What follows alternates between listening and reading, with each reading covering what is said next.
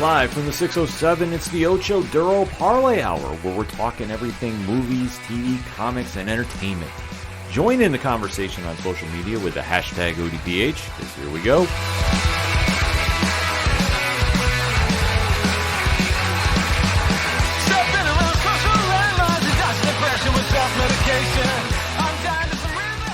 Welcome for an all-new edition of the ODPH podcast, better known as the Ocho Duro Parlay Hour.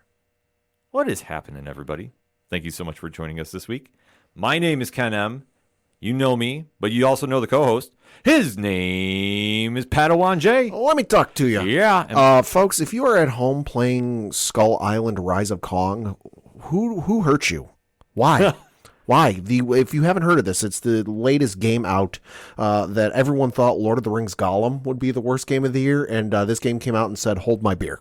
Really? I'll have to show you clips of this. So there were some it's $40. It's available on the Switch, the Xbox, the new Xbox, and then PlayStation 5. But it's like the worst thing going. That I saw what was a video of a cutscene in the game where it's supposed to show one of the monsters that is encountering King Kong, and it looks just like a fucking JPEG image. Really? It's the worst fucking thing you've ever seen. So if you're playing that at home, who hurt you? Well, that's a lot of questions that we'd like to talk about with everybody after the show. So, Pat, if we want to keep that conversation, where do we head to? ODPHpodcast.com. Right on. Swing on over to the website. Join in the conversation on all the social media accounts. Pat will go into a deeper dive for that if you want. You can also check out the Patreon link. Shout out to all our amazing patrons, adding more each and every day. One tier, $2 a month. The TeePublic store link is right there. So if you want to go get some ODPH swag, there is no better time than when it's on sale. So make sure you eye it up and then keep an eye out for when it goes on sale, because you never know when it does. But that's the right time to strike. Also, check out the blog section where there's reviews dropping left and right. Check out the directory. Pat, how many providers are we on? 118,000. Sounds about right to me. The classified section, which has friends of the show, such as 3FN Podcast, Dragon Master Games, Nerd Initiative, and many, many more. Also, the music section, where you can check out such groups as Brian Wolf and the Howlers. Shout out to Robots, Floodland, Second Suitor, Tom Jolu, and many, many more. Basically, if there's anything and everything that is the ODPH, you can find it at odphpodcast.com. And remember on social media to use the hashtag ODPHpod. And you are tuned in to the entertainment edition, so we're going to talk a little TV, we're going to talk a little movies, we're going to talk a little comics. So we definitely want to kick off with the biggest media form of those three genres right now, and that is obviously Disney Plus's and Marvel Studios' new hit show, Loki Season 2. The Tom Hiddleston-led ensemble of time travel meets superhero hijinks definitely came back in a unique way and setting the stage for what will be the next phase in the Marvel Cinematic Universe. Last week, it had its debut, which mixed results, I would say. Yeah, I would say so. Not the smash hit I was expecting, but, I didn't hate it. Right, but this week, there's a lot more to discuss in episode 2 entitled Breaking Brad. Boy, we're going to Freudian slip that a couple times. Oh, completely. So if you're new to the show, first and foremost, thank you for checking us out. We do appreciate it. Drop us a review on your favorite podcatcher. It definitely helps the algorithm. What we like to do is give a spoiler-free statement about the show or movie we are going to be talking about.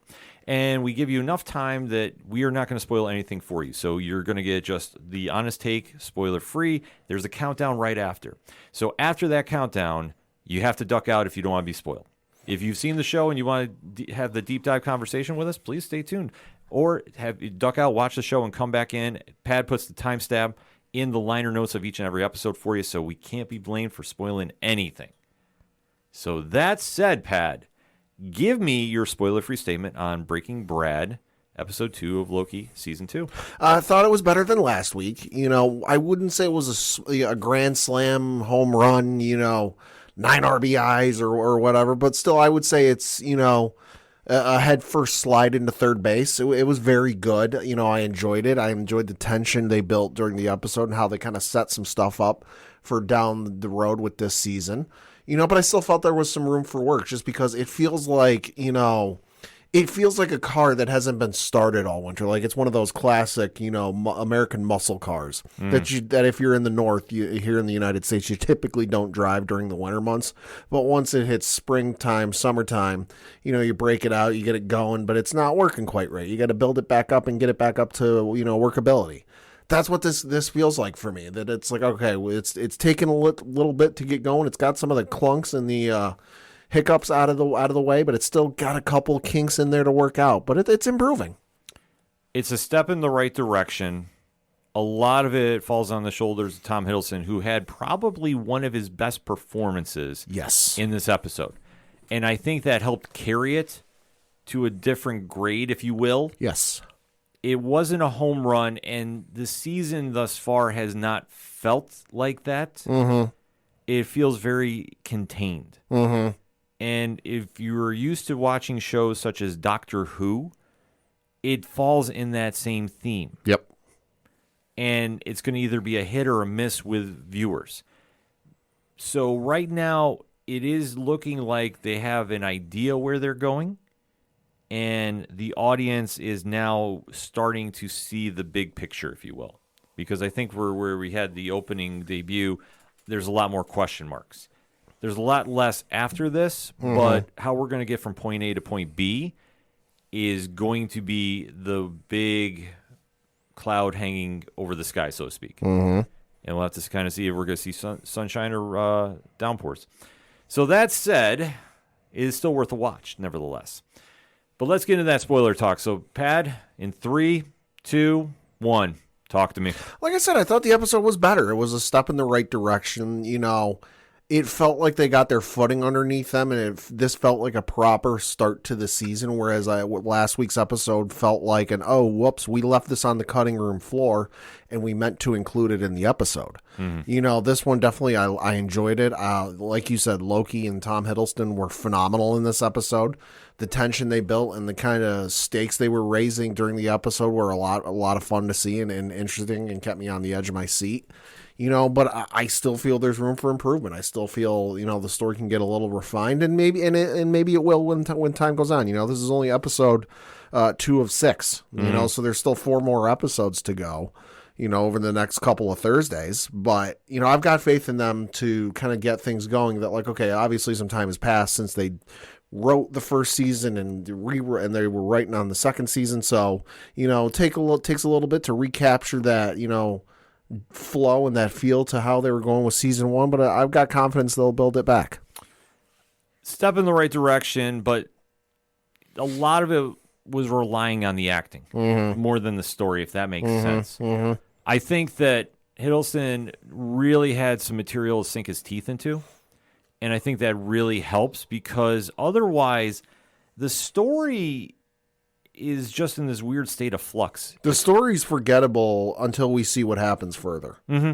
Like, I almost have a weird comparison to Moon Knight. Yeah. That it's kind of in that stage where you want it to get going further, and it just feels like it's a neutral, but there's promise. Like there's implications they're hinting at, you know, what they're dealing with and what could come.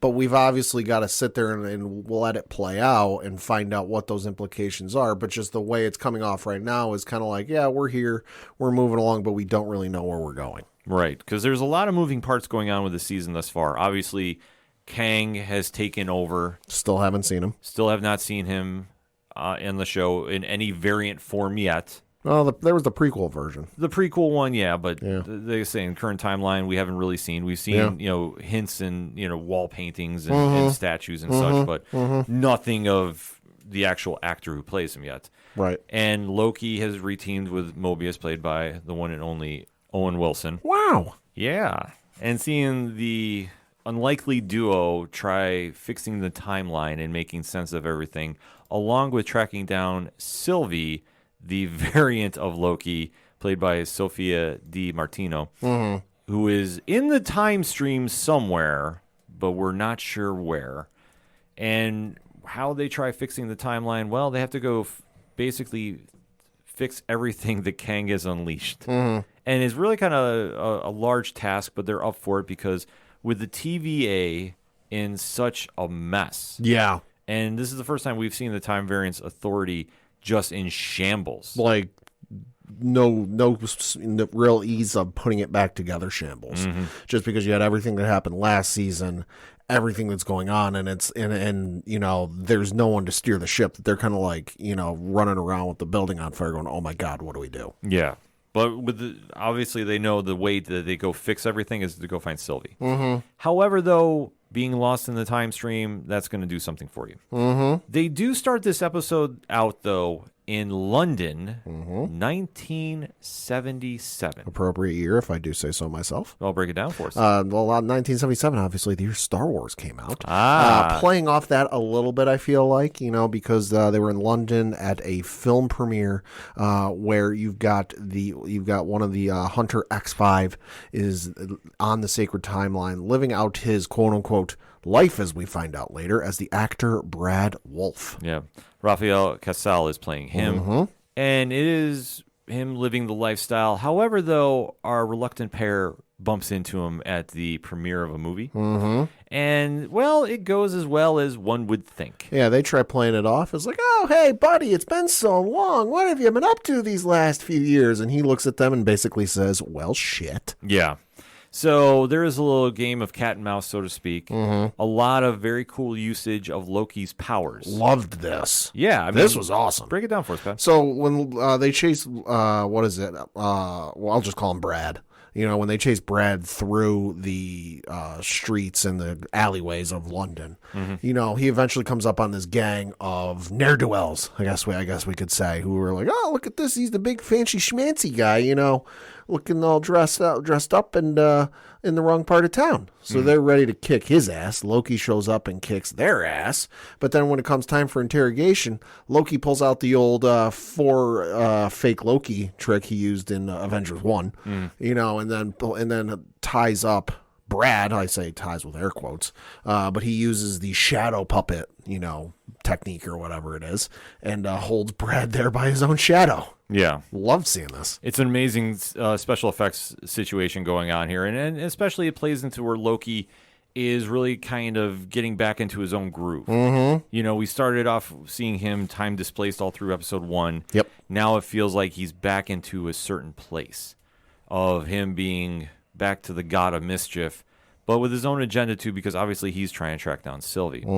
They do wind up having a little assist with Hunter B-15 helping them out too. So Wumi Moscow is reprising the role, and obviously fantastic performance. Oh, amazing performance too, because they wind up taking him back to the TVA, and they have to go and try getting the information out of him. Well, they put him in chains, I guess you could say. They put a collar around him. I forget what the collar is exactly called, but basically what it does is it prevents him from time traveling.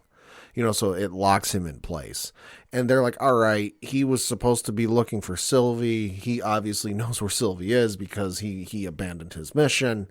And they get at that much out of him that, like, yeah, I abandoned my mission. I wanted to live out my life on the sacred timeline that I was supposed to have lived. Don't you? And he tries appealing to everybody else in the TVA's, sense of like loss, I guess you could say, where it's like, hey, wouldn't you want to know what you did on the sacred timeline? He does it repeatedly through the episode with Owen Wilson. Don't you want to know? But then they end up torturing him, and that's what this is. They end up torturing him to get the information out of him because he's like, hey, listen, I got no reason to tell you what you need to know, and I can just sit here, kick back, and just live out my time, and not tell you what you need to do. And then Loki, and he goes, listen, and he tells Loki, you're not a hero. You're a villain. So why are you trying to act like the hero? Which might have been the wrong thing to tell him. Well, it was something that he has been dealing with in this new life he has. Since like Thor 2. Well, you have to realize that he wants to be the hero in the story. But he can't stay out of his own way. He's the god of mischief. It's his inner nature. Exactly. So now that he has this redeeming sense to him, but it's not a full redemption. It's been building. But as he's seeing a purpose to try getting back to Sylvie and solving this whole mess, he's really tried staying on the good guy side of things, if you will. But when he sees that Brad takes a shot at Mobius and basically says, why are you doing this for the TVA? They kidnapped you. They stole your life. Like, wouldn't you want to know? And even when Loki has a one-on-one with him later, too. While eating pie. Yes, of course, while eating pie. You see that Owen Wilson's character is just really sitting there just like explaining, like, no, I don't want to know what my life was. My life is now, and I'm happy with this now. But it's getting to the point it's frustrating and breaking him. I guarantee, and I'm calling this now, we're going to find out what Mobius was doing or was supposed to be doing before the season's out. Because as much as they brought this up during the episode, I feel like that's not something they brought up and just wanted to leave on the wayside. Mm-hmm. And that's something they're going to tie back into, because a lot of this is self-discovery for everybody involved. Mm-hmm. You think about now with the new timeline, you have to figure out who you are. And for Mobius, he's really trying to grasp to what he knew, but now he's being challenged. And the reaction that Loki has, I mean, this is just great acting between Wilson and Hiddleston. You see just Wilson's panic attack and almost breakdown, if you will. Mm-hmm. And Loki reacts like a friend. Yeah, because what is it? Mobius starts freaking out, gets up from the table, starts or wherever it was, and walking away. And he's freaking out. He's talking, a million miles a minute. And Loki's following him, and they don't know where they're going. And they're like, I was following you. No, I was following you. Yeah, so eventually Loki decides to go back with a little bit of help of a machine that OB, the unsung hero of this entire season thus far, has helped him out with. Ki-Hu Kwan has been playing an amazing job as Ouroboros. Love him. Or OB.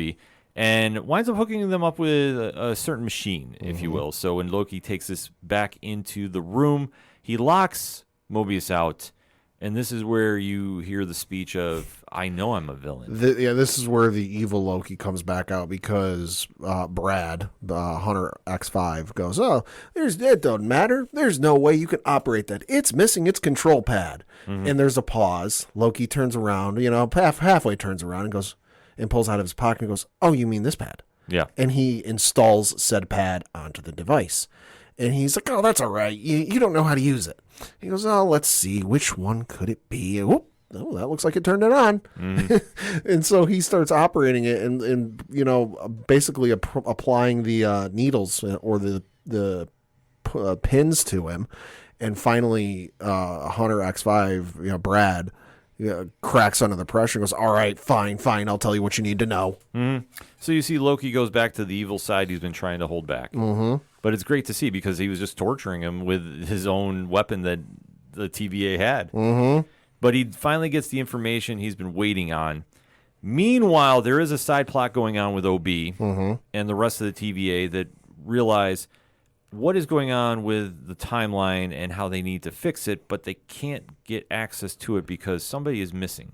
Well, so OB's still trying to fix the loom, and he's working on the inside portion of where it won't kill him to work on it. And he's trying to basically crack the passcode to get onto the computer to fix this thing.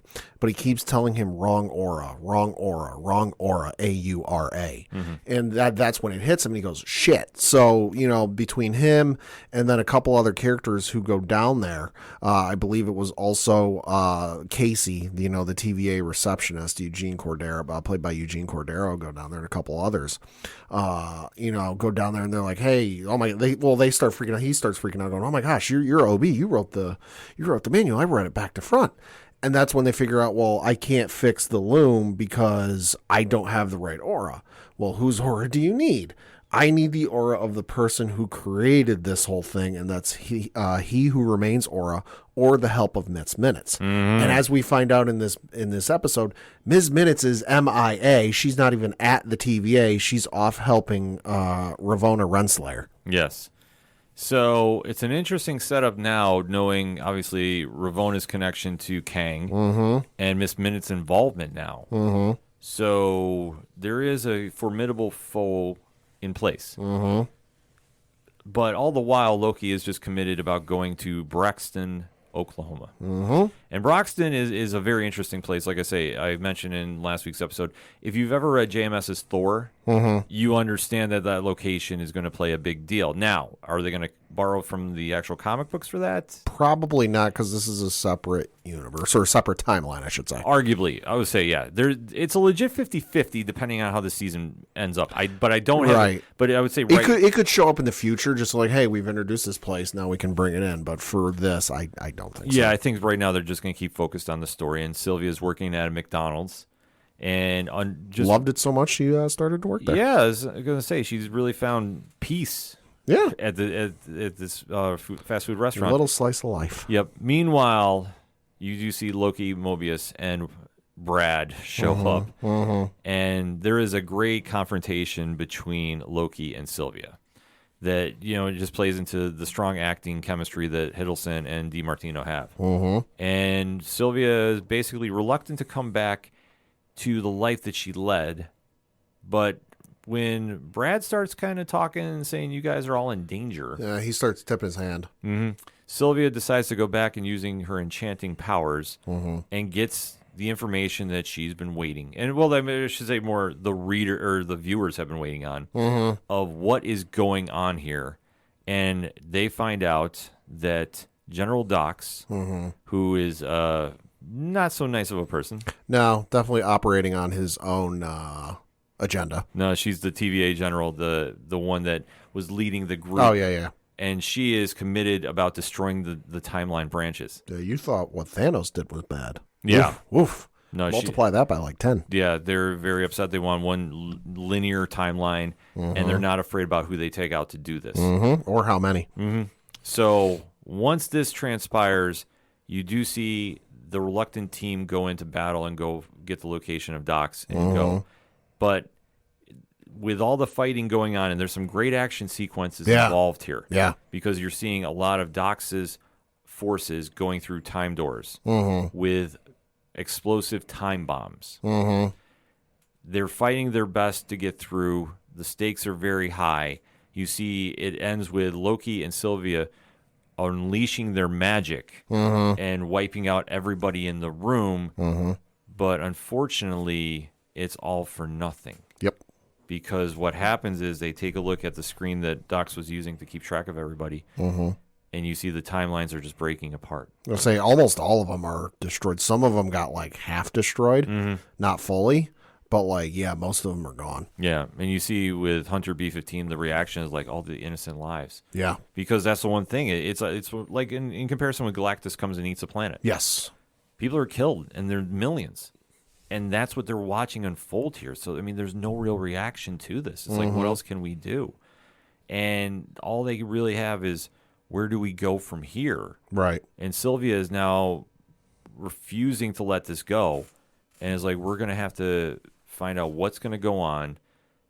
But she also has something in her possession. Yeah. And this is kind of a big item. Yeah, it is. Pat, break it down. She has in her possession He Who Remains Tempad. Yes. Oh, boy. So now the stakes get very high as the episode ends, because when she's just sitting there holding the tempad and sitting on her car in the McDonald's parking lot, Yep. we now know that there is a way to connect and find Kang, so to speak. Right. Well, and we also know where Renslayer is, because during this episode, another little mini plot was going on, is they're trying to locate Renslayer, but because of there being so many branched off timelines, it was like trying to find a needle in a haystack. But now that most of that hay's been removed, all of a sudden the needle's real easy to find. So now at the midway point of the season, Or like the 1/3 part. or the 1/3, if you will, we're now going to be heading into the heart of the story. And you know where Ravonna Renslayer is. Kang is not too far behind. Probably not. So, Pat, I mean, overall thoughts on the episode? Thought it was a good episode. It was a better step in the right direction, but it still, didn't have firm footing for me. The acting was great with what they had to work with. Just this story, needs a little refinement, and I'm sure that'll come as the season progresses. I enjoyed it. The action sequences were cool. The mystery and the intrigue was cool. I enjoyed the cat and mouse they were doing, and it was a definite improvement from the first episode. Oh, very much. It was leaps and bounds better. I think that with the acting, and you could definitely tell if you watch enough things with Tom Hiddleston, you can see when he really gets invested. And this is what makes Loki such a dynamic character in live action. Not to say in the comics, but there's a long history of different variants and such. To see Tom run with the material and really show the emotion of his redemption arc is all for naught.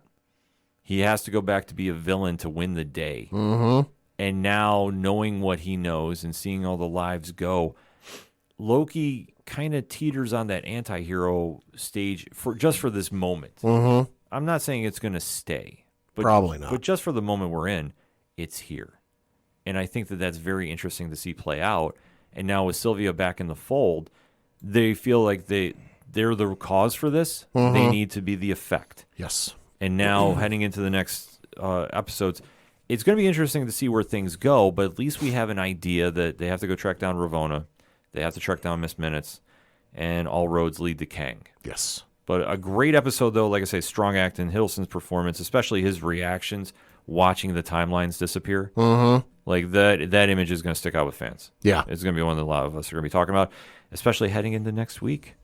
So definitely make sure to check this episode out, and we have to have a discussion about this. So hit us up on that hashtag ODPHpod. What is your thoughts about Breaking Brad? Episode 2 of Season 2 of Loki on Disney Plus every Tuesday night? Thursday night, 9 p.m. I'm so used to saying about turn a page on Nerd Initiative YouTube. It just kind of rolls off. But Thursday night, 9 p.m. Eastern Standard Time. But we definitely have to talk about this episode. What is your thoughts about this? Where is the show going? Let's have that conversation, shall we? We're going to take a quick break. We'll be right back. Do you like comic books? What about movies and TV shows? Well, we may be the show for you. We're Hops Geek News, a weekly podcast that discusses comics, movies, and TV shows while featuring a beer of the week. Every week we chat about what we messed up on the week before, and then we dive into what we're reading and watching, as well as some news. We then wrap it up with a geek-themed topic of the week. You can find us anywhere you listen to podcasts by searching Hops Geek News. Cheers. Coming back for another segment on this edition of the ODPH podcast. And this past weekend, what a time it was in New York City. Con! Yes, New York Comic-Con 2023 went down. The ODPH was fortunate enough to be there as press. A lot of stories breaking in the world of comics. A lot. And we did the official recap episode on Nerd Initiative Turn a Page last night on YouTube right now. So if you haven't checked that out, Rich from 3FN came by, Tom from Off the Cuff, Matt from Hops Geeks News, all of us came by, and we're just talking about the event that was pop culture shut down for 4 days. And there's a lot of stories to break down. Now, Pad, you weren't there. No. But what were you most excited about hearing going into the weekend? Some of the comic stuff, especially, DC Marvel, just because their stuff equally has been really good the last couple of years. So just interested to see what they got going, what they got planned, especially when it comes to the Ultimate Universe coming back for the Marvel brand. That was, as much as I love Superman and as much as I love Batman, the animated series, the Ultimate Spider-Man comics were what really got me into comics, back in the early 2000s, just because I discovered the trade paperback, at my local library. And then me being a young kid, like 10, 11 years old, not understanding how release schedules work for trade paperbacks. Every time I would go to the library, I'd be searching, their online database, to see if they had gotten the latest trade paperback issue. To see that come back, I was really excited to hear about what's going on with that. And then some of the TV show stuff too. I mean, you had the new trailer for Invincible season 2 drop. Super excited for that one, but mostly the comic stuff. Yeah, I have to say, when we did the preview episode, there was a few panels on my list that were must-attends. And I will have to say, we'll kind of kick off just breaking down the comic stuff that jumped out to me first. And you hit it right on the head. The biggest panel of the weekend for me was Marvel's Next Big Thing that went down Saturday. And this went head-to-head, too, with a surprise panel that came out of nowhere, and that was Arcbound. Okay. Now, this is going to be a story by Scott Snyder, friend of the show. I'll say I've heard of him. Yes, and Tom Hardy. Yes, that Tom Hardy. Venom Tom Hardy? Yes. Oh. Who made a surprise appearance in New York Comic Con. They're hyping up the book right now. The Ash Can was for sale, and there's more news to come out about that heading into 2024. Nice. So there was a lot of buzz going on with that, and it was kind of crazy because these two panels were going head-to-head.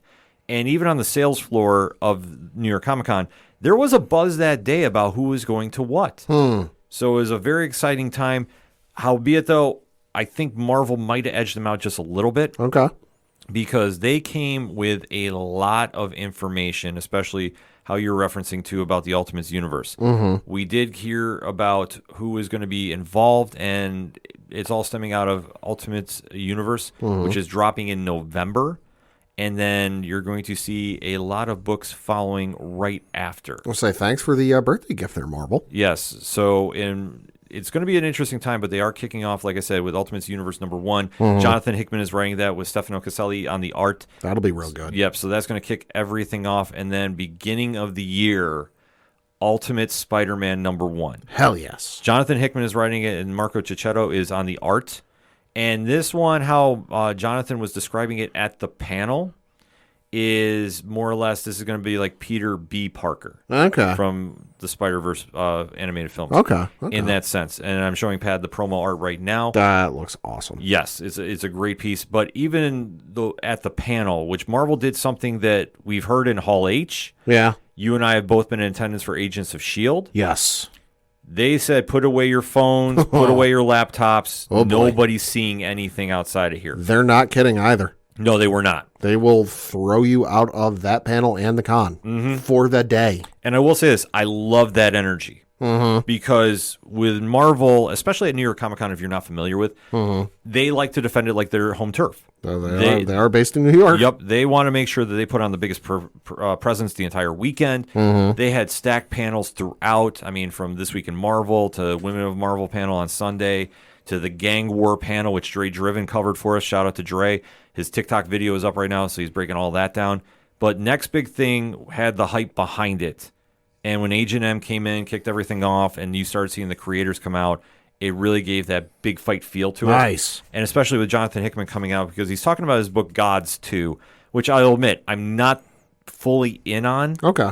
It's just, it's a lot for me, and it doesn't really appeal to my fandom, but it's very interesting from what I've heard from other fans. But the Ultimates one was the one everybody was really excited to hear about, and we did see the promo pieces come out, and they did have a video animated footage, and you saw all the Spider-Man suits appear. Bring back Ultimate Green Goblin, you cowards. Yeah, I mean, they didn't really go into the details about who is going to be behind the mask, per se. Right. It's just kind of was hinted at. It's going to be like a Peter B. Parker from the movies. We did see a promo piece, though, for Ultimate Black Panther, which is going to be written by Brian Hill, art by Stefano Caselli. That's due in February. And the one that got me really all types of crazy, because I was excited to hear about that, because I did not hear anything about this. I'm showing Pat the promo art right now. Peach Momoko is on Ultimate X-Men writing and drawing. Ultimate X-Men back in the day was fucking wild. Yeah. So to see what Peach is going to do in this universe in March, that's going to be absolutely insane. I'm also hoping with this whole entire Ultimate relaunch, much like the previous incarnation, they don't hold back and they don't pull any punches. If you want an idea of what I'm talking about, look what happened to Gwen Stacy when Carnage met her. That's all I'm going to say. Oh, absolutely.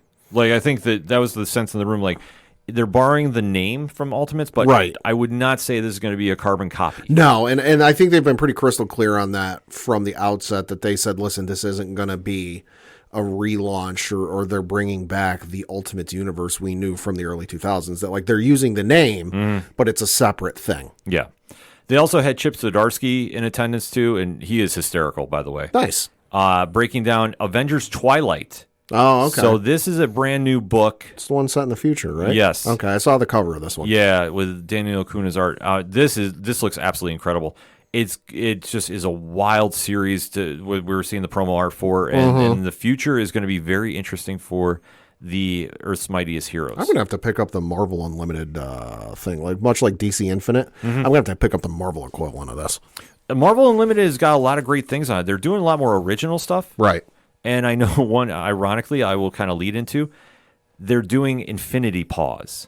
Oh, I saw this, and my girlfriend saw this, and she loved it. Yeah. So if you're not familiar, Jeff the Landshark, who has taken over Marvel too, by the way. I'm sorry, fiance, Freudian slip. Yeah, congratulations Thank too you. about that. We didn't mention it on here, but we'll you. jump in.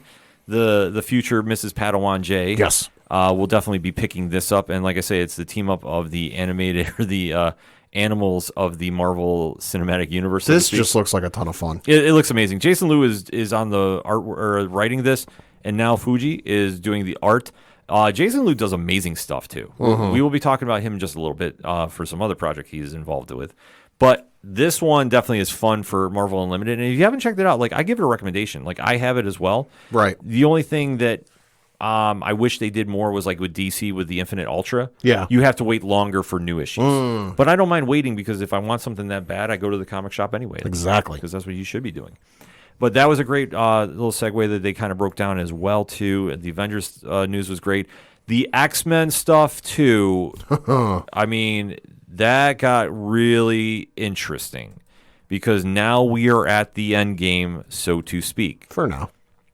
No, I think that by the time we get to about midway next year, what you know of the age of the Krakoan era is out the window. So they did announce 2 new series, well, 3 technically, but the 2 that are really the ones on my radar.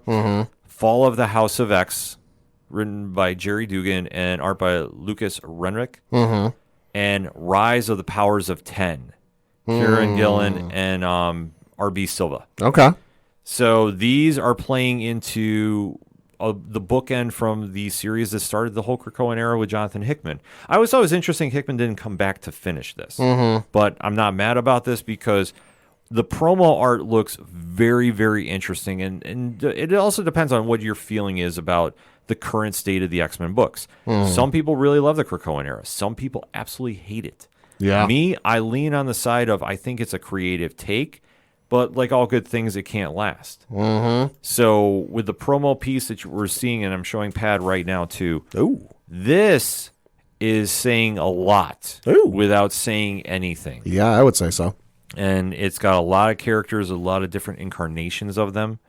And going into 2024, I think X-Men fans are going to have a lot to be excited about. I know I was marking out, like, this really stole the show for me. And obviously, with the other book that is going on too, The Resurrection of Magneto. Oh, yeah. With Al Ewing and Luciano Vecchio on the art. Like, there's a lot to be amped up for. I know as we were breaking today, Fabian Nicieza is back doing Cable next year. Ooh. Which I'm like, that threw me back to the Time Warp, but I'm here for it. Gotta love more Cable. Oh, absolutely. Like I say, there's just a lot that if you're an old school X-Men fan like myself, and I don't mind dating myself about this. Like I was fortunate enough I grew up in the era of Jim Lee on the art and the X-Men Renaissance that was the early 90s before everybody went to Image. It was some of the best comics because it really captured that Claremont Byrne vibe that we don't have a lot in comics anymore. But they had so many announcements. Like I say, I just absolutely was blown away by this panel. And then they announced, too, about a event that is happening next year. Okay. And that is Blood Hunt. So this was a little crazy as it's coming. And that is going to be by Jed McKay and Pepe Larraz.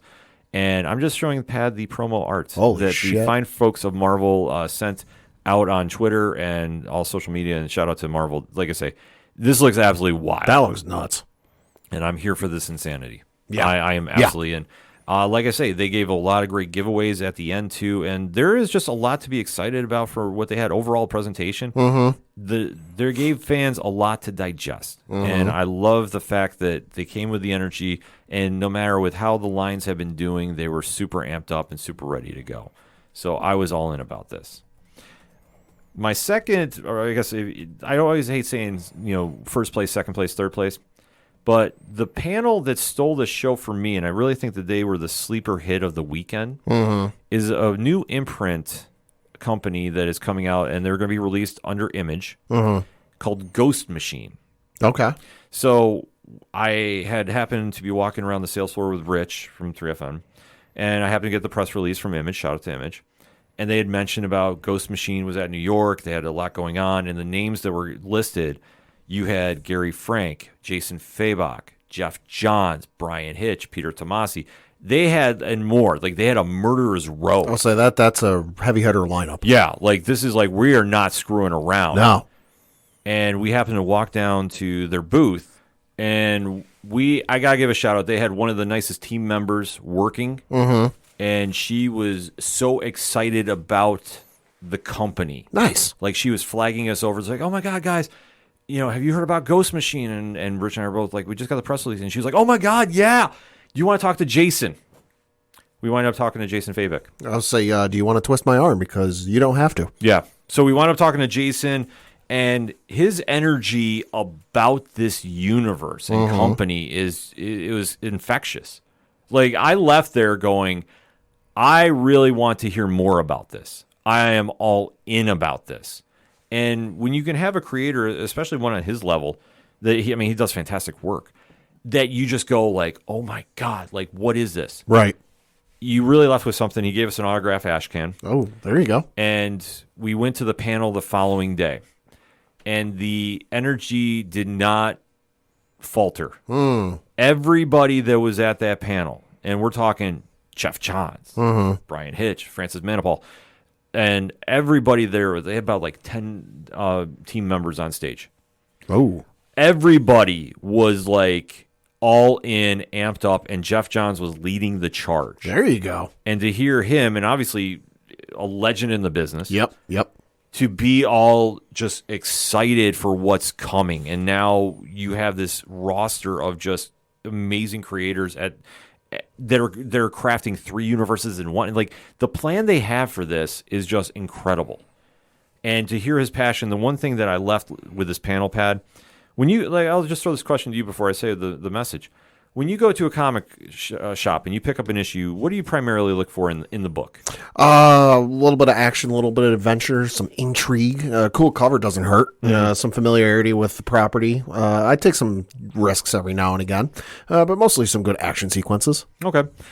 They were really driving home about characters first. They want you to be invested in the characters. That's always good. Yeah, and I thought the message was great, especially in this day and age of comics. Right. That they were like, everything is based around the characters, and that's what we're pushing for. Well, and that's a good thing, too, just because I know I've seen my fair share of movies and TV shows where the story's amazing. You know, the set pieces, like, you know, especially ones that were filmed in the actual locations the movies or the movie or show is supposed to be taking place in. You know, and it's just, you know, fantastic scenery and fantastic visual effects, and the costume department's on point, and whoever's composing the score is, you know, doing like that meme where the piano's on fire on the beach. You know, but then you get to the characters and it's like it's flattered in attire in winter. Yeah. And you're like, you know what? That's really taken away from it for me. Yeah. They really were selling about everybody's book. And, you know, the great thing is, and this will kind of be a theme of this weekend, too, to see creators really get into this everybody wins mentality was amazing to see. And everybody was excited about everybody's book coming out. And they have a lot that they were announcing there, too, with Ghost Machine #1 coming out in January. And that is going to be 64 pages, and you're going to find out about everybody's shared universe. You're finding out about Junkyard Joe, Red Coat, Geiger, which, I mean, some fans might know about already. Rook, Exodus, which is something that's going to be up your alley, Pat. Oh, okay. It's pretty much Star Wars meets Mad Max. Okay. And that was amazing. They have a Family Odyssey brand, too, which Peter Tomasi and Francis Manipal are working on. The Rocket Fellers. And the story behind this one, tell me that this is not one of the coolest concepts you've heard. You have a family from the future that's put into witness protection. Oh, boy. Where do you send them? Boy, that's a tough one. In the past. Well, obviously. Yeah, but they send them hundreds of years in the past. Ooh, interesting. So now it's that culture shock of being, you know, and adapting. And I just think the concept is amazing because it's that's different. Yeah, it's very different. And with Peter Tomasi's work, I mean, read about it. Like I say, one of the best to do is. They just have such a cool lineup coming, and it's going to be really amazing to see this all play out. And like I say, just the energy they had about this was huge. So we definitely are going to be talking about this going into the new year. I will just kind of bury a spoiler a little bit. I wouldn't be surprised if we have some of those fine creators on the ODPH. Wink, wink, nudge, nudge. In the future. Putting it out there. So stay tuned. ... Also on the comic front, too, they had DC, I would say, had a good weekend. Sure. I would say a little more low-key per se, but still some very big news.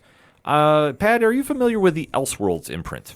Yeah, was partially inspired the Arrow TV event of the same name. Elseworlds is where, if anybody's not familiar, it is taking stories of your classic heroes and putting them into different concepts, different ideas, and it doesn't affect the timeline. It was almost like the alternate universe, if you will. Like a what-if type of thing? Kind of. But some of those books have become part of canon. Kingdom Come is probably the one that stands out to me the most. Yeah, that one's fairly popular. Yeah. Gotham by Gaslight. There's a ton. They turned that one into a movie, didn't they? Yeah. That's what I thought. And a lot have been turned over to the Black Label brand. Right. But they're now coming back with the Elseworlds imprint. Yeah, give it to me. Yeah, so there's a bunch of new stories coming out for that. So we'll talk about them as they start rolling out. But a lot of great creators on that, and it's going to be interesting to see. Like I say, one was Batman the Barbarian. Oh, That one caught my eye immediately. that one sounds interesting. I'm like, okay, I'm definitely want to check this out. So we will definitely be talking about that as it's coming up further. Also, on the on the DC standpoint, I should say, I know a book close to your heart. Action Comics. Yes. Did you hear the big news? No, I did not. Philip Kennedy Johnson is leaving. Okay, I've heard rumblings. Yes. Taking over for a couple issues is Jason Aaron. Holy shit. Yeah. Yo. So they are loading that book up for a little bit. I'm not sure how long. As if that line wasn't already must read. Yeah. So I know he's staying around for, I think, at least 3 issues, possibly more. Probably going to turn into more. And I also know Joshua Williamson is dipping over there, too, with Bruno Redondo from Nightwing. Yep. So you're going to see them teaming up. And I'm not sure exactly what story they're doing, but they are doing something over there. It's going to be crazy. That's all you need to know. I mean, Joshua Williamson's run right now, too. Oh. Read about it, folks. Some of the best Superman stuff on the line. Yes. They had an amazing weekend there as well. And then they also threw in a curveball too late. I didn't get a chance to attend this panel, but I was hearing about this. They are going to be releasing a version of Batman 428. Do you know what that issue is, Pat? No. That is the one that when Jason Todd was killed as Robin. Oh, boy. Isn't it the anniversary this year? Mm-hmm. That's what I thought. But they're doing it is the version of if he actually got the phone call vote. Oh, so if the fans took it seriously. Yeah. Okay. So this is a situation, if anybody is not familiar with, when Jason Todd was Robin. Yep. Was not exactly, how do we say? A fan favorite. Thank you. And they actually came up with a crazy idea in the late 80s. Yep. We're going to have a 900 number. Weren't there 2 of them, or was it just the one and pick one? I think they might have had 2, but they gave you 2 options. Do we kill him or do we save him? Right. The vote was under 100 of how close this was. Right. Well, because there was a lot of folks that voted the one way. Yeah, it's the 35th anniversary. Okay. Actually, it's the 35th anniversary today as we record, bizarrely enough as is. And I'm going off the DCUniverseinfinite.com release date of October 18th, 1988. So, wow, timing on this one. But no, there were some folks that, like, when they heard the options were like, they'll never do this. I'm going to vote the one way. Yuck, yuck, yuck. And then they actually did it. Yeah. This was a really interesting point in comics, and especially with Jason Todd being killed, and it was a great story. Mm-hmm. But obviously he came back years later right. and has won fans over. It's kind of a weird thing of the emergence Got of a Red Hood. Very big cult following. Yes. But they're going to actually do that issue if he survives. So I'm intrigued. I'm interested to hear this. Mm-hmm. Like I say, because it was going to be the version that if he survived. Because obviously going into it, creators made 2 different versions. Yeah, they did. So I'm excited to hear about this. And the other really big news that I heard from DC is Hellblazer is coming back. Huh. So that is going to be an interesting series. I mean, obviously John Constantine is a very popular character amongst fans. Yeah. So to see him come back, and especially with everything they're doing Dawn of DC too. Like I said, there was a lot of headlines going on this weekend for DC. Might not have had the pomp and circumstance of Marvel, but it's not a shot because if you're a DC fan, there was a lot to be excited about this Jason weekend. Aaron, enough said. Exactly.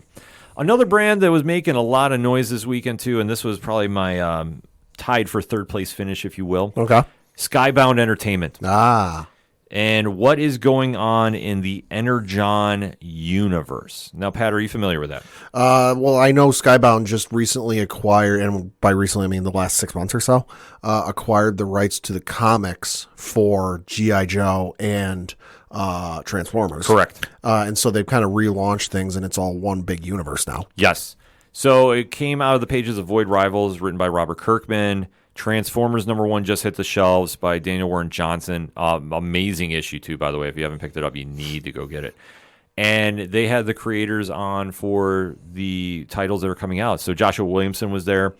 And I will say this was probably the most hysterical panel of the weekend. Mm-hmm. Because if you don't know Daniel Warren Johnson, he is a big pro wrestling fan. Oh, okay. Like, he's into GCW, New Japan. Okay. And I will say this, if you haven't read Transformers, I won't spoil anything, but a character was killed, a very popular one. Uh-oh. And when he was pressed about it, he said, I did it because, paraphrasing, I just didn't want to draw him. And he started getting booed. He goes, I don't care. I embrace your tears. It fuels me.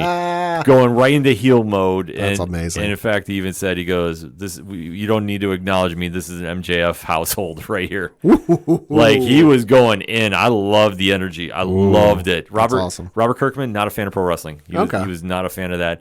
Joshua Williamson, though, is. Okay. And he was saying a lot about the new Duke and Cobra Commander series that's coming out at year's end and the beginning of next year, too. Very excited to check those out.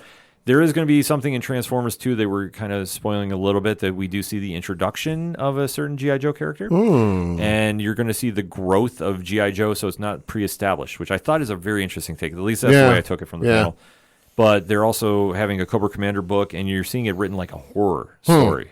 So a lot of cool things coming out with that universe. And in fact, the giveaway at the end of this panel, the Duke Ashcan, which I was lucky enough to have signed by one Joshua Williamson. Talk to him for a little bit. Maybe, just maybe, we'll be talking to him as well. Stay tuned. ... So they had a big presence, though, and in fact, with The Walking Dead and Invincible. 20-year panel too. So, like I say, they had a lot going on, and I like how you alluded to, we'll get into the TV properties a little bit now, with Invincible's trailer for season 2. Yes. What was your thoughts on that? Love the trailer. Kind of love I feel like the and spoilers, but it's been out how long at this point? You know, the general like overhanging cloud, I guess you could say, is where the fuck is Omni-Man, and you're kind of waiting on him to come in and wreck house. And I feel like it's going to be a couple episodes before we see that, you know, but just kind of like the fallout and what happens and kind of the public reaction to what happened, you know, with last season, and kind of how the public reacts to that is going to be probably my favorite thing to see. Super excited for it to come back, though. No, absolutely. It looked incredible. Definitely a lot of things to be amped up about. So if you're a fan of Invincible, and you should be, November 3rd, I believe, the season returns. Yes. So you definitely want to make sure you are watching that. And also, I mean, obviously you talk Robert Kirkman, we got to talk Walking Dead. And there was a big panel going on for that. What was your feelings of the takeaway about the big announcements going on there, Pat? Interested to see where it goes. You know, it's fallen off for me a little bit just because I haven't gotten around to checking out, you know, the Daryl Dixon show or any of the other stuff. You know, I'm kind of waiting for the Rick and Michonne movie, TV show, whatever it is, to come around. You know, I was interested to hear that Melissa McBride is coming for season 2 of Daryl Dixon's that was show. surprising. Because I know it was because the show was actually it takes place in France and was filmed overseas in France, and I know that was a whole sticking point for her, allegedly, in what was reported, you know, in the trades. It was a whole sticking point of being overseas. So it's going to be interesting to see, you know, if anything changed or hear what changed, you know, to kind of change her mind. But I'm happy she's back. You know, that kind of dynamic and romance, I guess you could say, between the two has always been a fan favorite. Yeah, it's one that it's very cool to see her return. Yeah. And I mean, she's always been a fan favorite, tagged with Daryl Dixon for the Dawn of Time. So to see how this all plays out, because I mean, obviously his story has changed a lot since was not supposed to survive the first season. Yeah, but he's grown into one of the most memorable characters of pop culture. So then that was what, 10 plus years ago? Yeah, well, I mean 20. Yeah, well, for the show. Yeah. It is definitely interesting to see how this all shapes up, and especially, too, how you alluded to the Rick and Michonne movie, TV, whatever it is. There was a, if you want to call it, trailer put out. Yeah, there wasn't much to it, though. No, it was a little teaser for The Ones Who Live. So that's the official name of their media thing, je ne sais quoi, if you will. Like, I until I actually know when this project is coming out and dropping, I don't know what to call it, because I've heard movie, I've heard show. It's been talked about for so long. Yeah, until I'm actually watching it. Like, this is on the New Mutants level for me. Yeah. Or Black Adam. Like, until I'm actually sitting somewhere and watching this. And they're saying February 2024. So until I'm actually sitting watching it, I'm still not believing it's happening. That's just me. So, I mean, I hope to be proved wrong. Right. But I'm very interested to see how this all shapes up. Also, another television show that came out that we are definitely going to be keeping our eyes on, and this kind of dominated my weekend. And that was Monarch Legacy of Monsters. Heard a little bit about it. Yeah, so this is the new Godzilla show that is coming to Apple TV Plus November 17th. And I was lucky, along with Rich, to be in attendance for the screener for it. Right.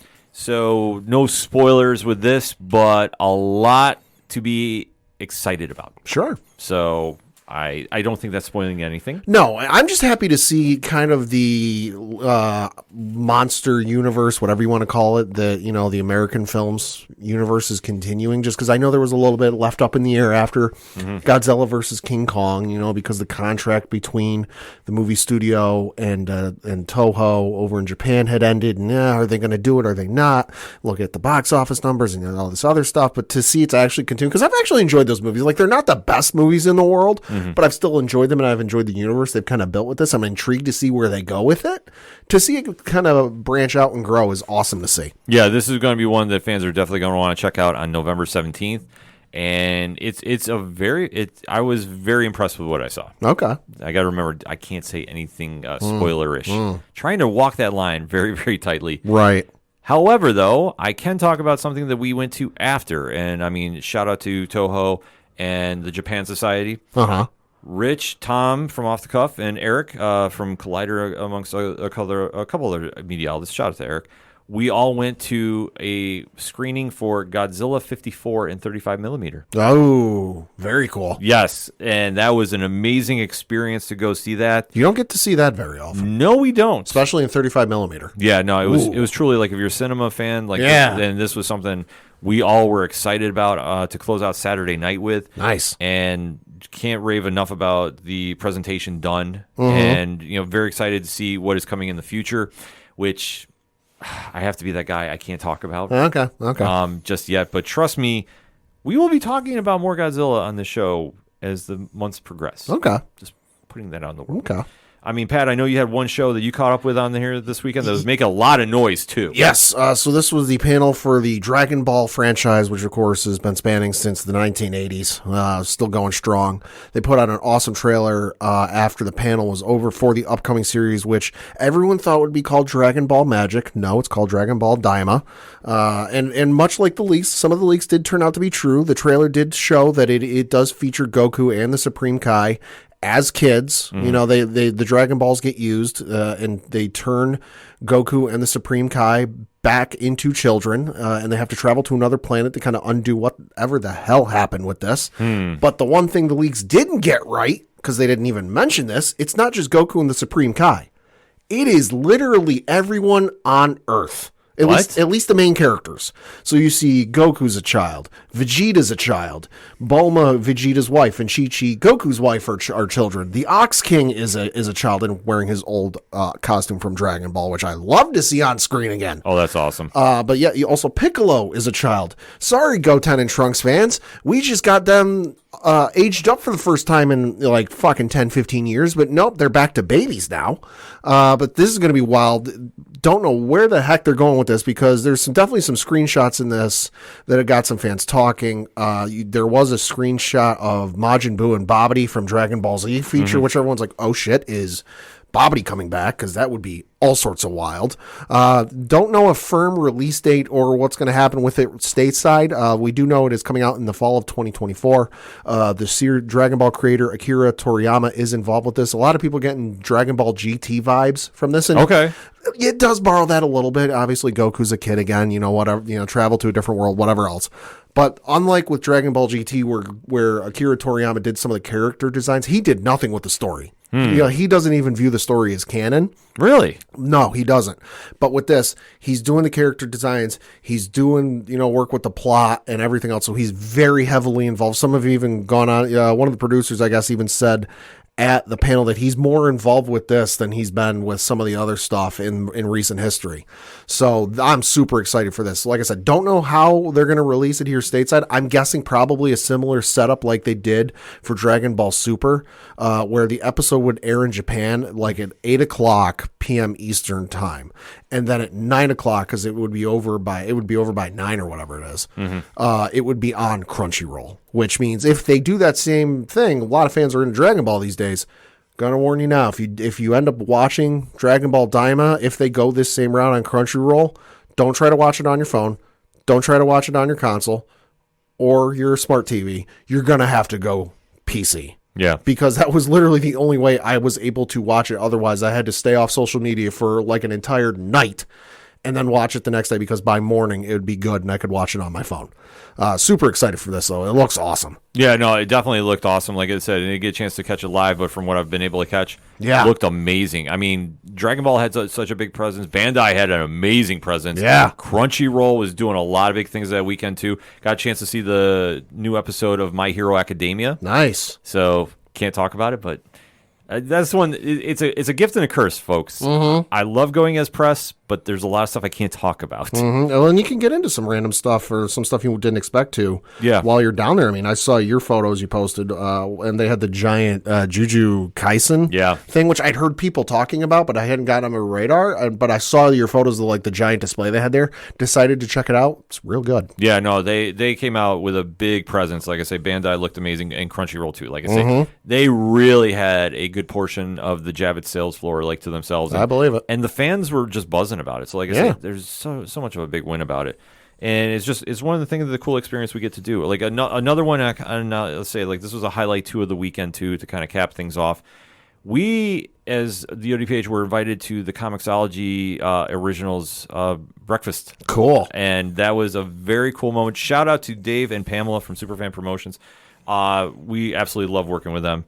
And we got a chance to go and talk to some of the creators of Comixology Originals. And also, we were privy to some news about some new books coming out. One of which is one of my favorite series on that line, and that is The All-Nighter by Chip Zdarsky and Jason Liu. Oh, okay. Who they said this is the final season they're going to do. If you haven't checked that series out, it is in print form via Dark Horse Comics. Okay. A lot of those stories do translate from Comixology over to Dark Horse. Right. So you're going to hear about that, and that's going to be dropping on Halloween. Ooh. So definitely excited to check that out. And you never know. Maybe we'll be talking to some folks. Stay tuned. Also, they announced a few other books. Boxed is coming out, too, which is a very cool story by Mark Sable and Jeremy Hahn. So that one is going to be coming out, I believe, in November. Nice. Very cool AI story kind of involved in. So really digging that.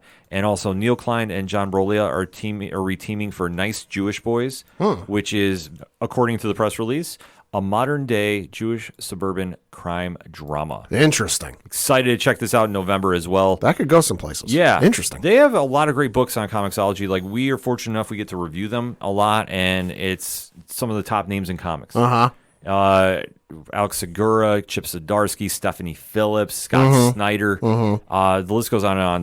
They have a great lineup over there, and the books match it too. So if you haven't checked it out yet, I will scream about it. Go sign up for it. And if you're somebody that needs to have it in print form, go pick it up via Dark Horse. Okay. I mean, they come out, like I say, all those issues come out.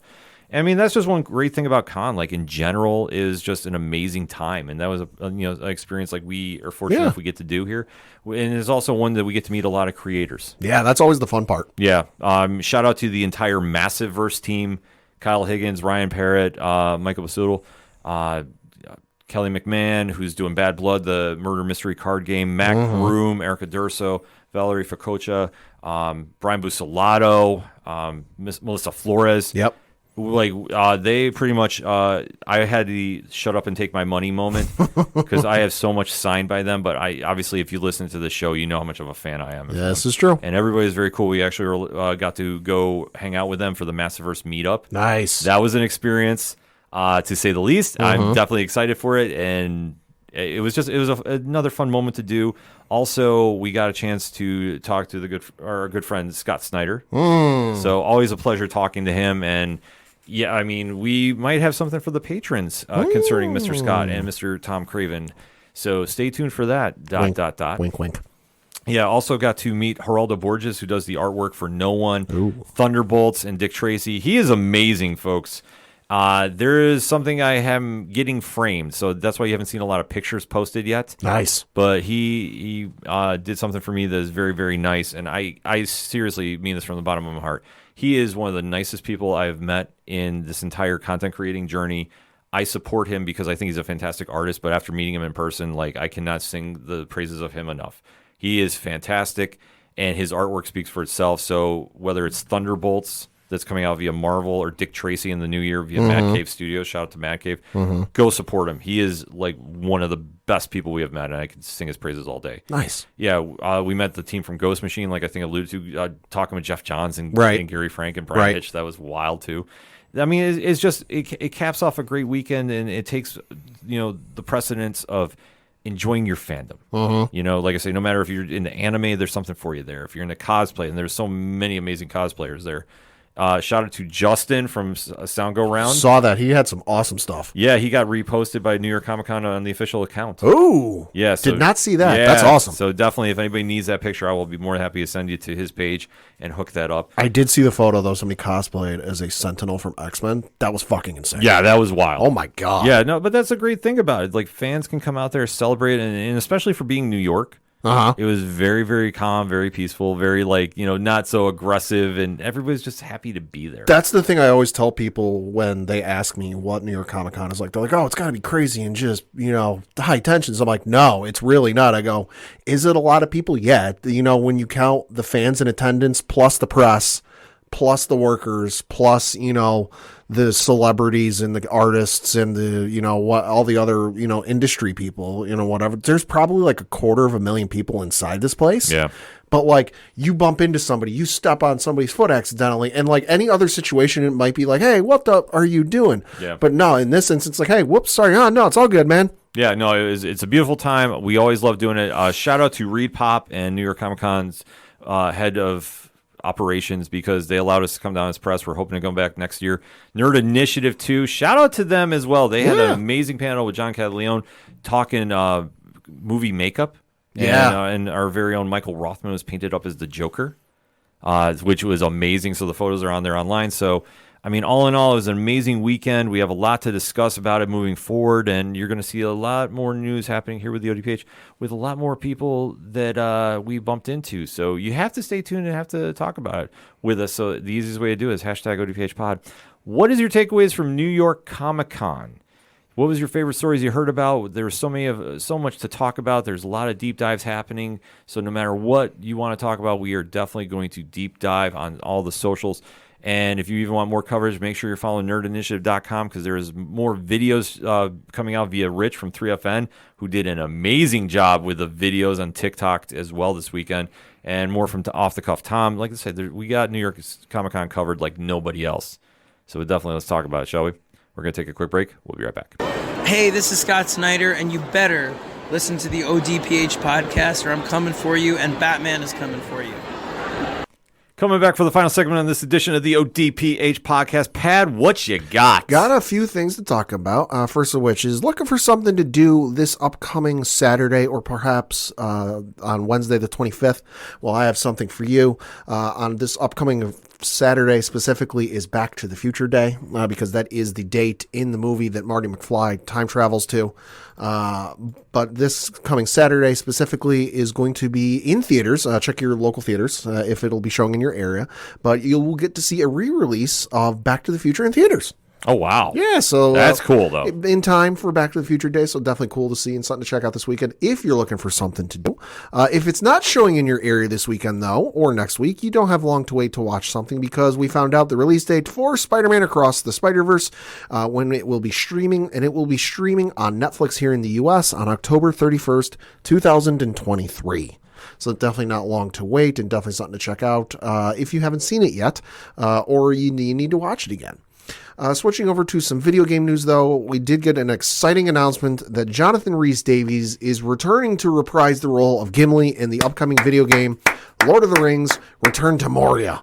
So the article from Eurogamer.net reads, quote, John Rhys-Davies is set to return to Middle-earth when the Lord of the Rings: Return to Moria releases in just 1 week's time.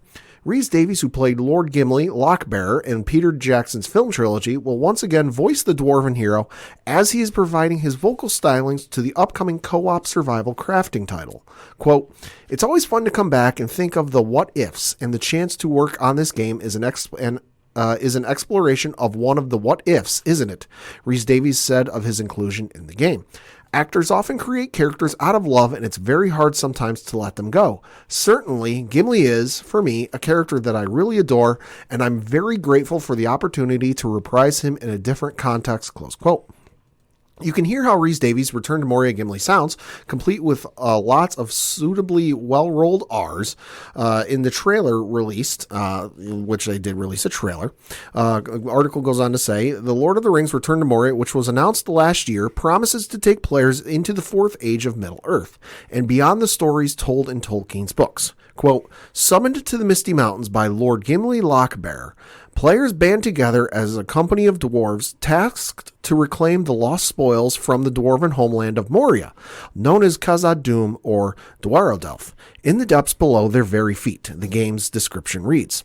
Their quest will require fortitude and teamwork, delving deep into the mines of Moria to recover its treasures, and in the hopes of one day restoring them to their former glory, close quote. Game looks awesome. Yeah, it looks dope. Will be coming out this upcoming week, October 24th for the Windows and PC, or PS5, excuse me. It will be coming out on the Xbox Series X/S sometime next year, but this isn't a new story. Tolkien, certainly, if you read the appendices in Return of the King, did kind of plan out everything that happens for a long ass time in that universe.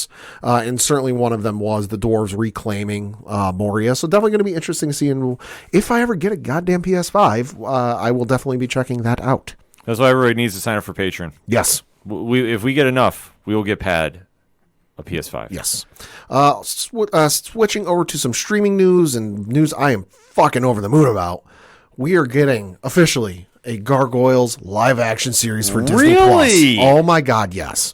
So reading from an article on the HollywoodReporter.com, quote, almost 30 years after first appearing as an animated television series, Gargoyles is taking flight once more, this time in live action.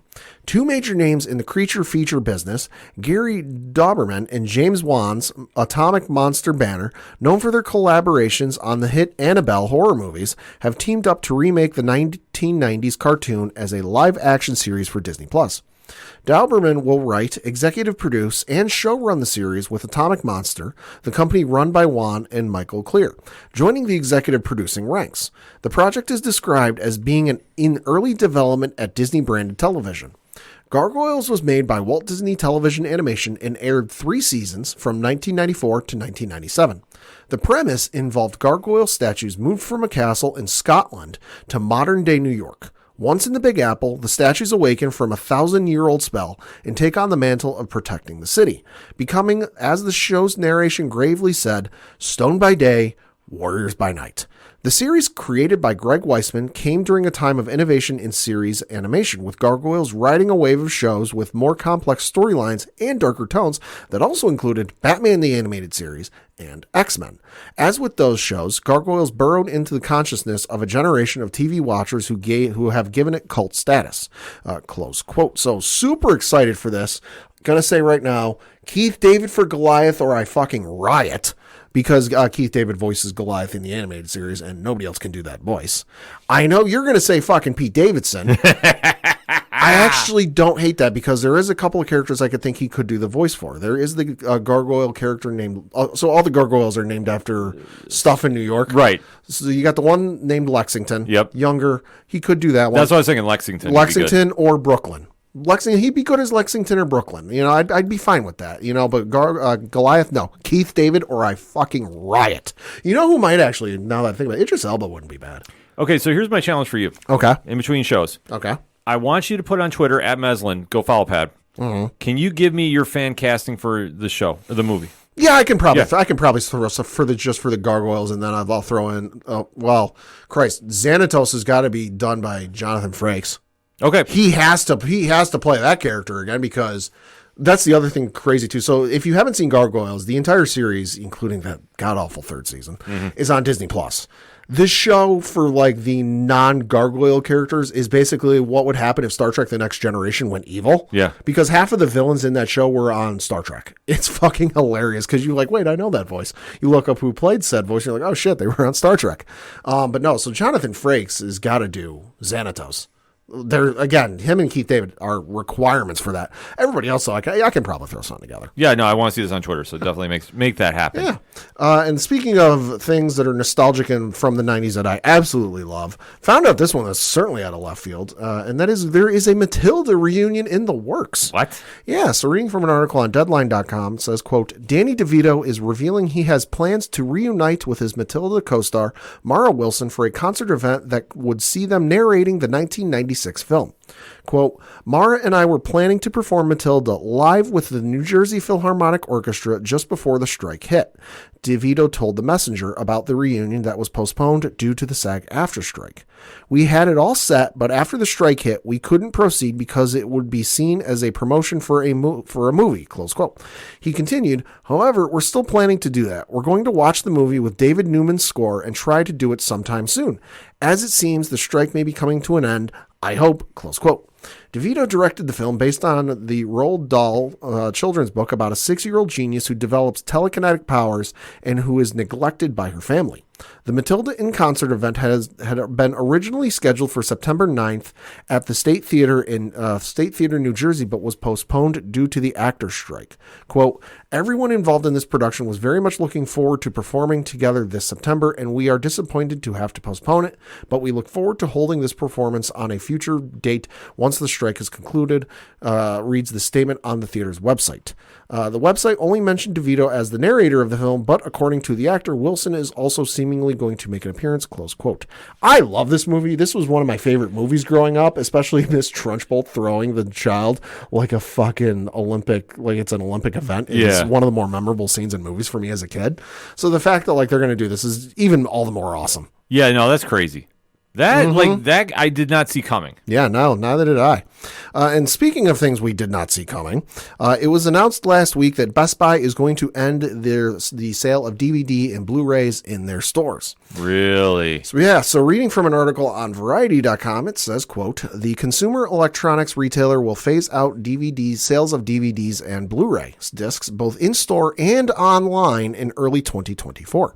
According to industry sources familiar with the company's plans, Best Buy made the initial decision to end DVD sales 9 months ago, according to one source.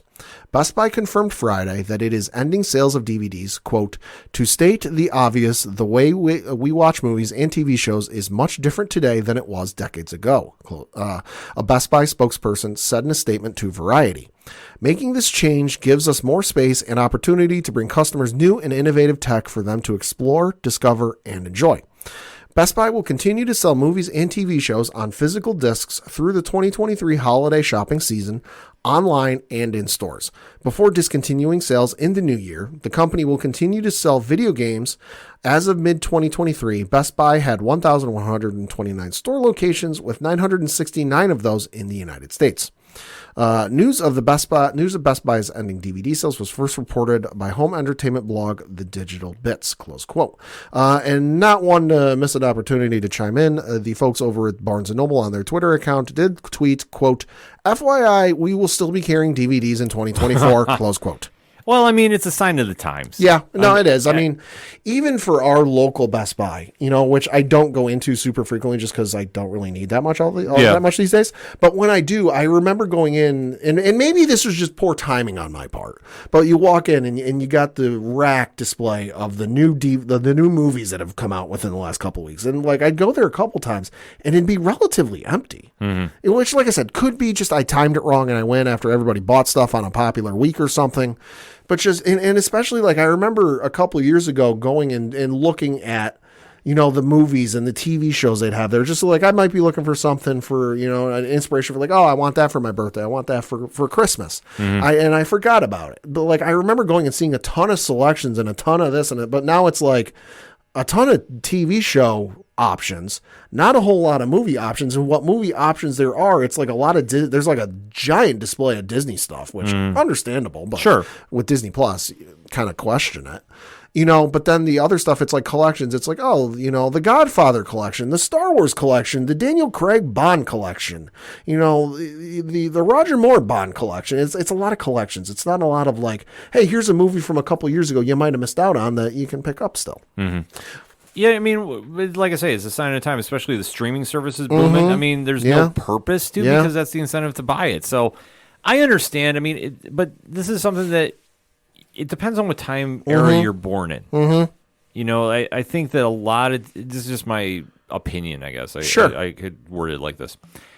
I remember when you used to get in line and you'd have to go to the record store because the big CD or record was dropping. Right.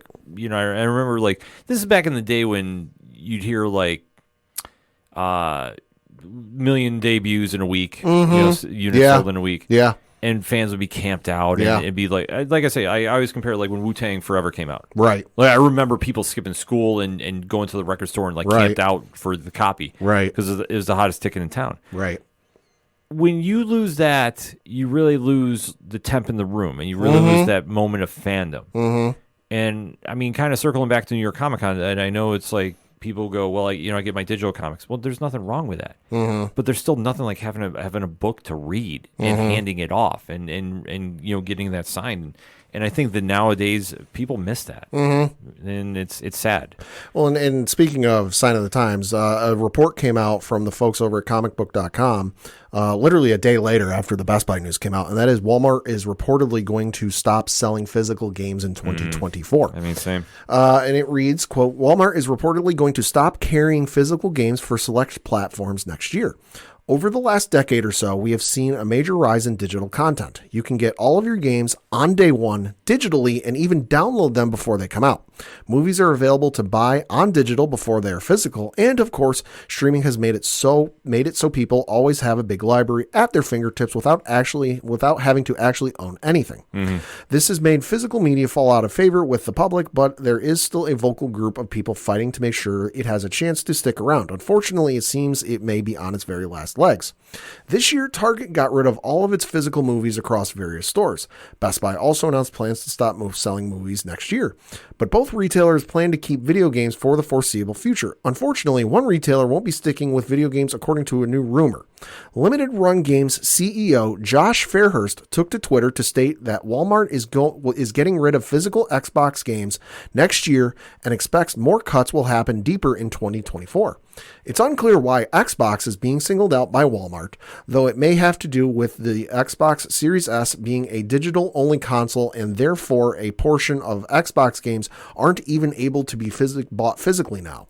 Nevertheless, it's likely the rest will continue to also be removed from stores in the future, close quote. And so they did include the tweet in the article, and he said, quote, I would expect to see this trend continue in 2024. I've heard rumblings that Walmart is dropping physical Xbox games soon, and I have to imagine further cuts to physical gaming sections will be made as we get deeper into next year, close quote. So this one, you know, a little surprising too, but again, not really surprisingly so, just because I remember with our Walmart, you know, a couple of years ago, like about 10, 15 years ago, just how big the gaming section was. So you had all the selections, you had stations to demo the games and try the games out and all this, and it was for PlayStation, Xbox, Nintendo, you know, and now it's kind of like it's one case, it's maybe a half a dozen to a dozen games, and a lot of them are just repeated like in different facings, you know, different facings on the shelf. And it's not that big a selection. It's so Walmart I kind of saw coming, but still surprising a little bit. It's surprising. It's a sign of the time. So I will say this. If you're a fan of going out and getting those physical media, still find a way to do it. Yeah. And if, you know, like I say, if not, I would say just try finding like some memorabilia where you can. You know, like always have that moment. Like if something stands out to you that really means that much that you go out and buy it, then you obviously carry that spirit with you. Yeah. So let's get into the comic reviews of the week because, man, there's a lot of great selections this week. Pat, kick us off. Got a few to talk about. Two from DC, one from the folks over at Dynamite Comics. The two from DC, Superman issue number 7 from Joshua Williamson. Go. This is the oversized issue number 850 anniversary issue. The description of this reads, quote, Superman number 850, an special oversized issue celebrating Superman and his super legacy. Since the start of Superman 1 and Dawn of DC, a mystery has been brewing in in Metropolis. Now that mystery secrets are unleashed and start with startling revelations that set up a massive story in 2024. The Chained continues as Superman battles against an overpowered new menace who wants to destroy Metropolis. Superman must decide if he's willing to follow Lex's tragic orders to take the Chained down, and Lex Luthor is visited by a blast from his past, one that will impact his future forever. This one is going to be absolutely freaking bonkers. It's 44 pages long. Yeah, I mean, it's the 850th issue. How crazy is that to say? That is wild. It's amazing, though. Also crazy, wild, and I cannot believe it's actually happening. Issue number 1 is out for the Justice League versus Godzilla versus Kong. Let's talk about this. So the description of this one is: the cataclysmic crossover event of the year is here as the DC Universe clashes with Legendary's Monsterverse in Justice League versus Godzilla versus Kong. Clark Kent is enjoying a night off with a very important dinner planned with his girlfriend, Lois Lane, when the entire city shudders under the weight of the monstrous Godzilla who emerges from the bay.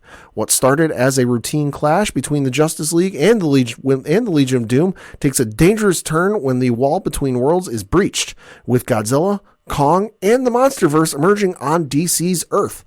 What ensues will be a brawl of unprecedented scale and destruction from acclaimed writer Brian Buccellato from Injustice and best-selling artist Christian Deuce from Batman/Fortnite Zero Point. This one looks nuts. For those of you wondering at home, no, it's not on the DC Prime Earth. It's a separate universe, so don't expect any. That's why Lois is the girlfriend, not the wife. But this looks fucking nuts. Should I say a spoiler or no? No. No. Well, this not about the story. Oh, okay. Happened to chat with one Brian Buccellato. Okay.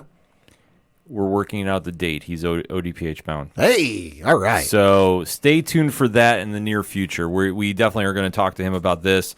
Midlife, which is out right now. If you haven't checked that out by Image Comics, definitely make a point to. And No One by Black Market Narrative. Shout out to Kyle Higgins and Geraldo Borges over there, too. That Brian is co-writer on that book. So we're going to have a lot to talk about when that interview is coming. And then lastly, and certainly not least, from the folks over at Dynamite Comics, Gargoyles Halloween Special, issue number 1. This one reads, it's young Nash's first Halloween in Manhattan, and you're invited to come along as he heads out to find friends on the one night of the year when gargoyles can roam the city unbothered. Unfortunately, he's about to run afoul of the masked quarrymen who are out to hunt down any gargoyle foolish enough to brave the streets on All Hallows Eve. That means Brooklyn, Katana, Lexington, Broadway, Angela, and even Goliath are in real danger. Will they survive this cruel trick or become a treat for the marauding quarrymen? Find out in October with this all-new 40-page special featuring 28-page main story written by Gargoyles creator Greg Weisman. Gargoyles, it's Halloween. You cannot go wrong. I was going to say that's perfect timing for that. Yes, it is. Absolutely amazing. For me, I mean, you had a couple of my picks right there, too. The Godzilla Kong Justice League book is very, very good. No spoilers on that, but like I say, I guess we had to leak that out because I was super excited. Talking with Brian about that book, there's a lot of cool things that you're going to want to keep an eye on that series for. And for Superman, I mean, Joshua Williamson is killing it right now. So definitely go make sure to check that out. However, though, if it's DC, there's one. Well, I should say there's 1A and 1B. I didn't get a chance to read the new Nightwing this week. So I will recommend it though because it's Tom Taylor. Enough said. But arguably the best superhero book on the block returns in a big way with its original creative team in tow. Mark Waid, Dan Mora, Superman World's Finest, number 20. Pad, 2 words. Okay. Kingdom Come. Oh, shit. That's all I'm going to say about the book. Oh, boy. But let me just say, you will not be disappointed, folks. Okay. You will not be disappointed at all. Also, from Image Comics, there is one of my favorite series out by Tony Fleeks, Tim Seeley, and that is Local Man, number 6. So this is, if you're an old school Image Comics fan, like we're talking the birth of Spawn, Wildcats, Youngblood, Shadowhawk, this is up your alley. Because it's a great story and how it plays out in modern time. Like it's a fantastic concept for a book. So I highly recommend Local Man number 6. Also Image Comics and somebody else I talked to at New York Comic Con as well. And that is Drew Craig's The Savage Strength of Starstorm number 6. tying up the first arc. A lot of stuff is happening in Life of Grant Garrison. You definitely want to make sure you check that out.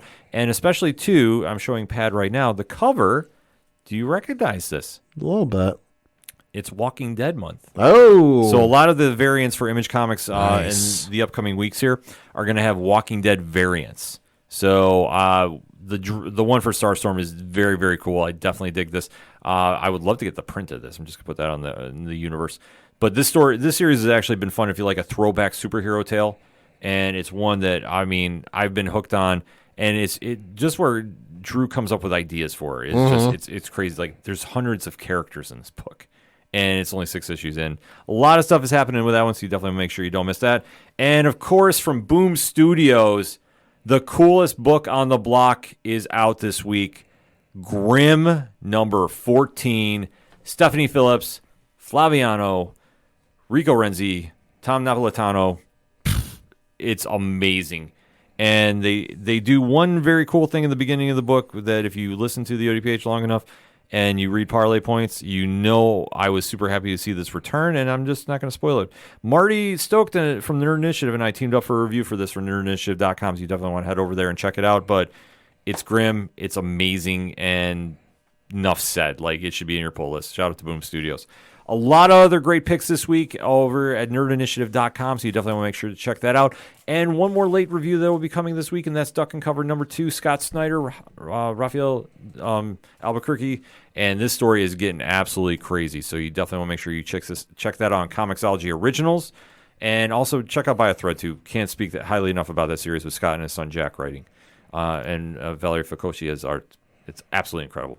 A lot of great stuff at the comic shops this week, so definitely head on over to nerdinitiative.com. Let us know what you're reading. Hit us up at the hashtag ODPHpod. What are you reading? And as always, remember to go out and support your favorite LCS wherever you're at in the world.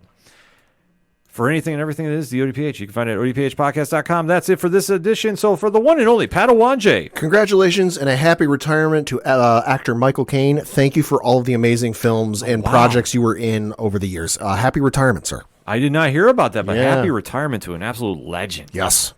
Thank you as always for listening to the ODPH podcast, better known as the Ocho Duro Parlay Hour. See you next time.